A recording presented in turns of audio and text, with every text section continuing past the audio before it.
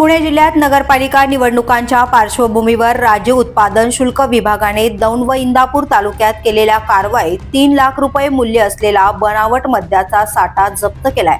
दोन सख्या भावांसह एकूण 3 तरुणांना या प्रकरणी अटक करण्यात आली आहे। दौंड तालुक्यातील स्वामी चिंचोली येथे पुणे सोलापूर राष्ट्रीय महामार्गावर 17 नोव्हेंबर रोजी रात्री ही कारवाई करण्यात आली।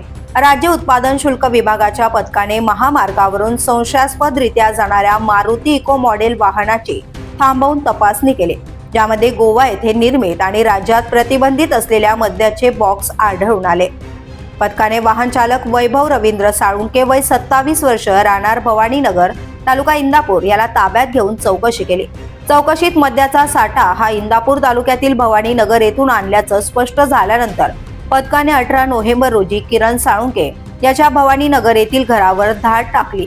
धाडीत घरात लपविण्यात आलेला मद्याचा साठा आढळून आला। त्याचबरोबर नामांकित मद्य कंपन्यांचे तब्बल 1300 बनावट लेबल आढळून आले।